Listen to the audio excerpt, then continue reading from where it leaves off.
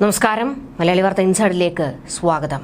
പശ്ചിമേഷ്യയല്ല, Europe കത്തി നശിക്കാൻ പോകുന്നു.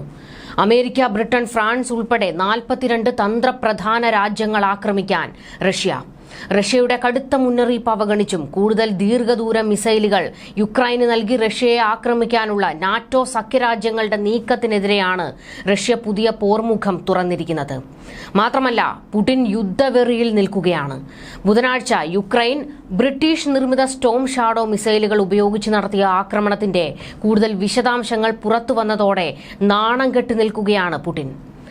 റഷ്യൻ സൈന്യത്തിലെ മുതിർന്ന ഒരു ജനറലും 500ഓളം ഉത്തര കൊറിയൻ സൈനികരുമാണ് ആക്രമണത്തിൽ കൊല്ലപ്പെട്ടിരിക്കുന്നത്. റഷ്യയെ യുദ്ധത്തിൽ സഹായിക്കാൻ ഉത്തര കൊറിയ അയച്ച സൈനികരാണ് കൊല്ലപ്പെട്ടവരിൽ അധികവും.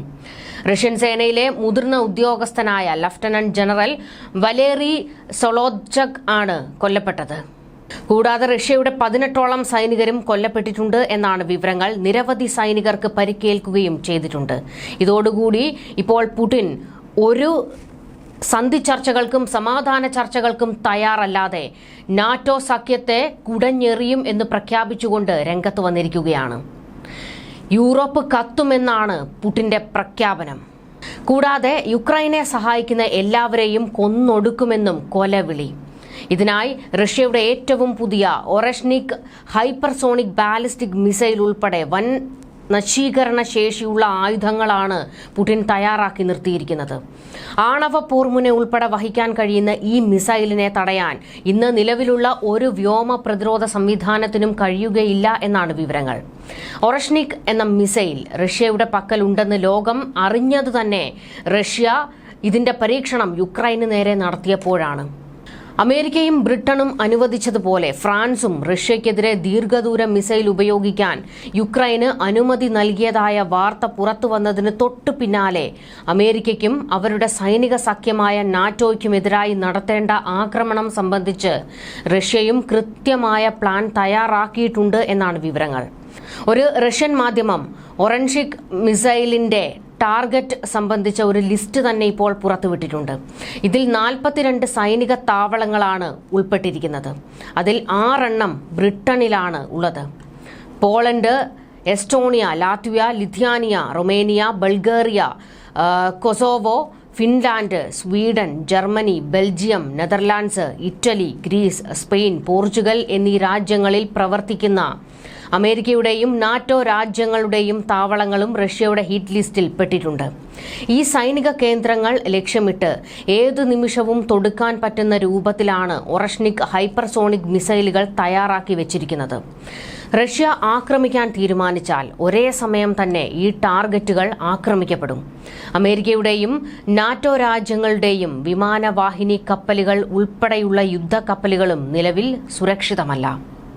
പുടിൻ കലിയിളകി രംഗത്ത് വരുന്നതോടുകൂടി ഇപ്പോൾ അമേരിക്കയും സർവ്വസജ്ജരായി നിൽക്കുകയാണ്. അതായത് റഷ്യ ഇപ്പോൾ പടുത്തുയർത്തിയിരിക്കുന്ന പ്രതിരോധത്തിന്റെ ഒരു അച്ചുതണ്ടുണ്ട്. ഇവരെ സദാസമയം നിരീക്ഷിക്കുന്നതിനും ഈ ഭാഗങ്ങളിൽ നിന്ന് എന്തെങ്കിലും ഒരു ആക്രമണം വന്നാൽ അതിനെ തച്ചു തകർക്കാനും തയ്യാറായി നിൽക്കുകയാണ് അമേരിക്കയും കൂട്ടരും. അതായത് റഷ്യ, ചൈന, ഉത്തര കൊറിയ, ഇറാൻ എന്നീ രാജ്യങ്ങളുടെ വർദ്ധിച്ചുവരുന്ന ആണവ ഭീഷണികളെ കണക്കിലെടുത്തുകൊണ്ട് പുതിയ പ്രതിരോധ നീക്കങ്ങളുമായി അമേരിക്ക കളത്തിലിറങ്ങിയിട്ടുണ്ട്. ഇതിന്റെ ഭാഗമായി B-61 ഗ്രാവിറ്റി ബോംബിന്റെ പുതിയ സീരീസ് വികസിപ്പിക്കുകയും ആണവ അന്തർവാഹിനികളുടെ ശക്തി വർദ്ധിപ്പിക്കുകയും ചെയ്തിട്ടുണ്ട്. ഒന്നിലധികം ആണവായുധ ഭീഷണികൾ അമേരിക്കയെയും അതിന്റെ സഖ്യകക്ഷികളുടെയും പങ്കാളികളുടെയും സുരക്ഷയെ വെല്ലുവിളിക്കുന്നതായി പ്രതിരോധ വകുപ്പ് വ്യാഴാഴ്ച പ്രസ്താവനയിൽ പറഞ്ഞിരുന്നു.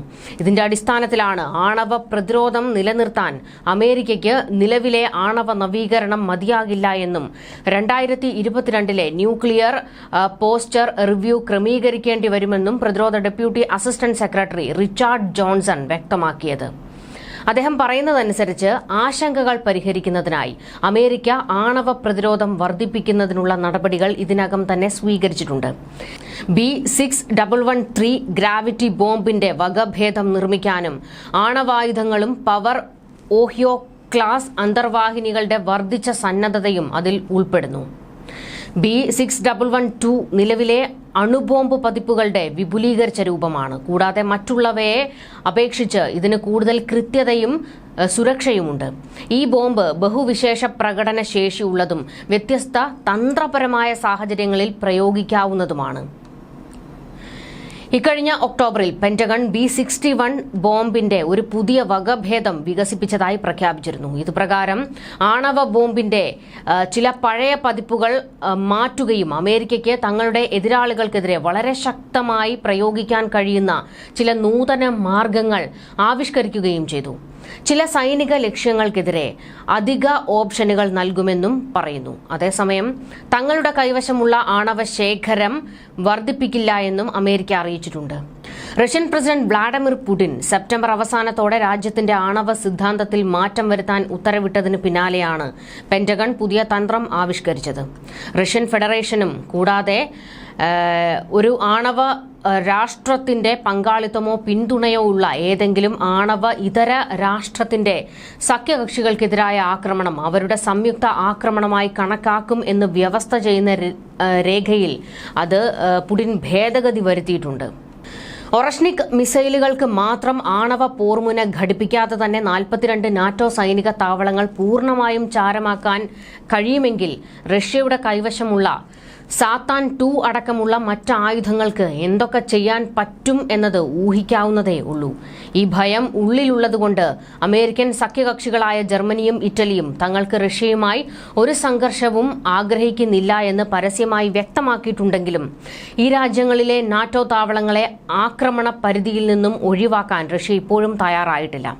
ഇതിനിടെ റാഫ് ലേക്കൻഹീത്ത് ഉൾപ്പെടെ 3 പ്രധാന ബ്രിട്ടീഷ് സൈനിക താവളങ്ങൾക്ക് സമീപം അജ്ഞാതമായ ഒന്നിലധികം ഡ്രോണുകൾ കണ്ടെത്തിയത് പരക്കെ പരിഭ്രാന്തി സൃഷ്ടിച്ചിട്ടുണ്ട്. അമേരിക്കൻ വ്യോമസേനയാണ് ഡ്രോണുകൾ സംബന്ധമായ സ്ഥിരീകരണം നൽകിയിരിക്കുന്നത്. ശീതയുദ്ധകാലത്ത് അമേരിക്കൻ ആണവായുധങ്ങൾക്ക് ആതിഥേയത്വം വഹിച്ച റാഫ് ലേക്കൻഹീത്ത് ഉൾപ്പെടെ 3 പ്രധാന UK എയർബേസുകളാണ് ഇത്. റഷ്യ എന്തായാലും നാറ്റോ സഖ്യങ്ങൾക്കെതിരെയും തന്ത്രപ്രധാന കേന്ദ്രങ്ങളുമൊക്കെ ആക്രമിക്കാൻ തയ്യാറെടുക്കുമ്പോൾ അമേരിക്ക, ബ്രിട്ടൻ ഉൾപ്പെടെ ഫ്രാൻസ് എല്ലാ രാജ്യങ്ങളും ഒന്നിച്ചു നിന്നുകൊണ്ട് റഷ്യയെ എതിർക്കാനുള്ള നീക്കങ്ങളിലേക്ക് കടക്കുമ്പോൾ ശരിക്കും ലോകം ഇതുവരെ ഭയപ്പെട്ടിരുന്നത് പശ്ചിമേഷ്യ കത്തുമോ എന്നുള്ളതായിരുന്നു. അതായത് ഇറാനും ഇസ്രയേലും തമ്മിൽ യുദ്ധം കത്തിക്കാളുമോ എന്നതായിരുന്നു. എന്നാൽ അതല്ല, യൂറോപ്പിലാണ് ഏറ്റവും വലിയ പ്രതിസന്ധി ഉയർന്നിരിക്കുന്നത് എന്നാണ് ഈ ഘട്ടത്തിൽ പറയേണ്ടത്. ന്യൂസ് ഡെസ്ക് മലയാളി വാർത്ത ഇൻസൈഡ്.